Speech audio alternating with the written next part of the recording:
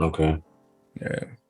But what was you saying about music wise with Yo MTV Raps? Yeah, D-Boy posted a link on his Rap Cap and Kicks saying that MTV's thinking about bringing back Yo MTV Raps and supposed to be making a return. And my brother had commented on it saying that'd actually be kind of dope. And I said it would have been dope like 15 years ago, 20 years ago.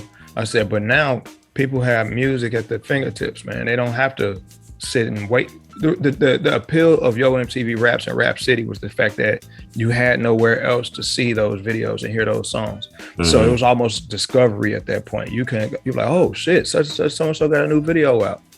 You know what I'm saying? Because the artist wasn't relaying that information. There was no Twitter. There was no Facebook. You know what I'm saying? Back then.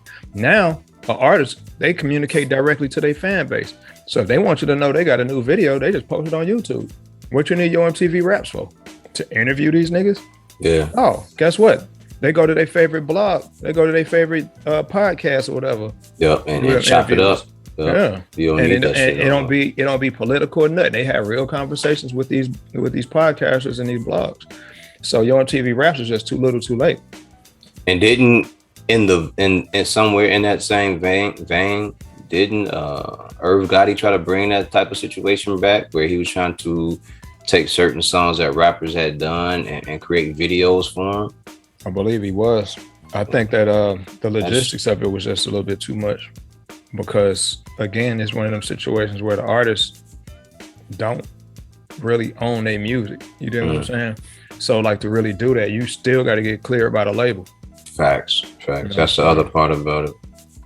The label might say, yeah, it's a good idea, but it's coming out his budget. Well, let's look at his budget. He already blew it. You know what I'm saying? So we can't afford to do it. It's not getting done. And we're not even working on that project no more. We focus on the new artist, or we focus on the next artist. Or if it's going to be done, the money has to come out of your pocket. We're not paying. You got to pay for it yourself. Yeah, and we want what 70% of the royalties of anything that's made off of it. So that's kind of a hard sell to continue doing something like that, unless you know someone behind the scenes at Universal or one of the parent companies that'll allow you in to do that type of shit without having to screw you over and make you go through all these different channels to get the shit done. It's definitely it's an interesting transition to watch how like the past try to re-enter this space where I guess the general public has full access to all information and media. I can use an example of it used to be this channel on cable, G4 TV. It was Tech TV at first, and then they changed to G4 TV. They used to talk about computer games, video games, computer upgrades, blah, blah, blah, a bunch of technical shit. And then it went into like video game reviews and stuff like that. Back in the early 2000s, that was the shit. You know what I'm saying? You could find out about like the latest video game before it dropped, and they give you like a video essay on it and shit like that. G4 tried to come back in the last year and a half, 2 years, and it's a shit show.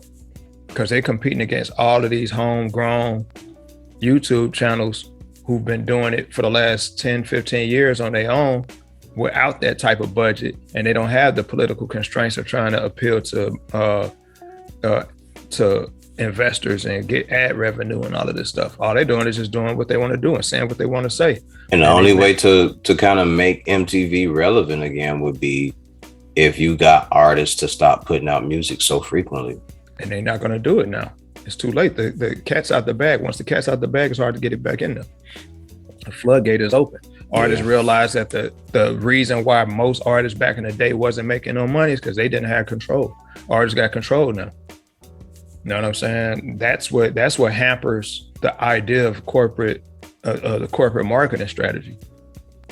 You know what I'm saying? The corporate marketing strategy was built on, you know what I'm saying, spoon feeding the public because this public has no other way to get it. But guess what? All the windows and doors are open and the wind blowing through.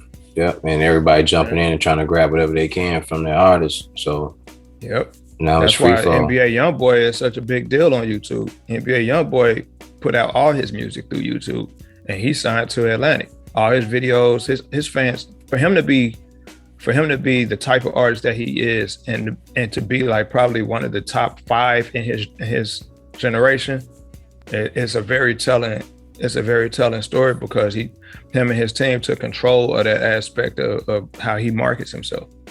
How much control?